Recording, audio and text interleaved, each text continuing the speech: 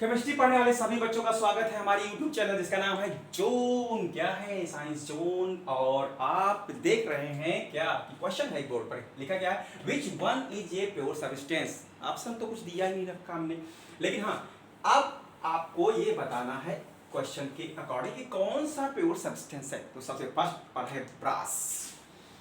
Brass. Second option आपको हम दे रहे हैं मिल्क। Very good. थर्ड आपको हम दे रहे हैं ब्लड। फोर्थ आपको दे रहे हैं डिस्टिल वाटर। फोर एक और दे दें एयर। 5 एयर। आपको ये बताना है इसमें प्योर सब्सटेंस कौन है। तो आंसर तो होना चाहिए डिस्टिल वाटर। ठीक, बता रहा हूं आगे कि डिस्टिल वाटर ही क्यों। जो ब्रास है, ये ब्रास है, ये मेटल नहीं है ना नॉन मेटल है, ये मिक्सचर है। किसका मिक्सचर है? Mixture of metal. Mixture of metals, ये मेटल्स का मिक्सचर है। तो प्योर कहाँ हुआ? ऑप्शन भाई नहीं है। मिल्क की अगर बात करें, क्या मिल्क है? तो मिल्क में एक चीज और होता है, मिल्क को जब उसके मक्खन को मथा जाता है और उसमें निकाला जाता है क्या? मक्खन, और वाटर अलग हो जाता है मट्ठे के रूप में। तो एक तरीके से देखा जाए तो मिल्क क्या है? प्योर सब्सटेंस नहीं है।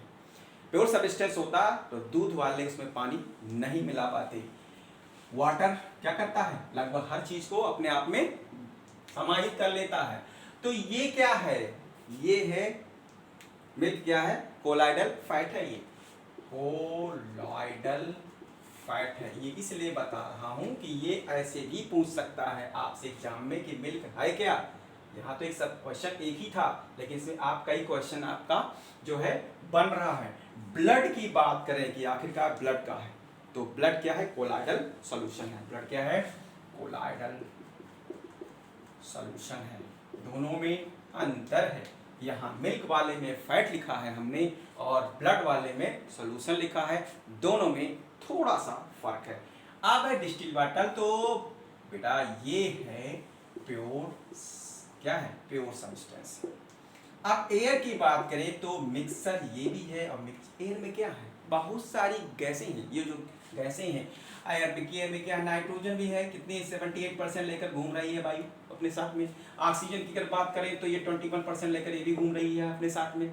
इसके साथ में कंपाउंड वाली गैसें CO2 भी है, SO2 भी है, SO3 भी है, बहुत सारी गैसें, वाटर वेपर भी है इसमें। तो ये एक तरीके से देखा जाए तो मिक्सचर है, ये प्योर फॉर्म में है, प्योर फॉर्म में नहीं है। तो आपका जो आंसर होगा वो होगा डिस्टिल वाटर। अब इस पर बात कर लें डिस्टिल वाटर पर कि डिस्टिल वाटर जो होता है ये प्योर कैसे है। आप डिस्टिल वाटर की पहचान कैसे करेंगे? So simple.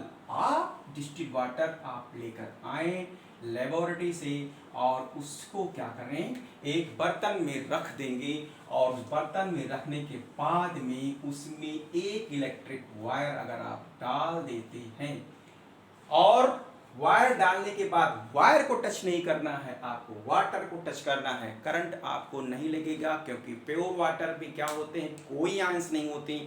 और करंट कौन कैरी करता है? करंट फ्लो का में कैरी का काम करते हैं आयंस। जब आयंस ही नहीं होंगे तो वाटर में करंट नहीं आएगी।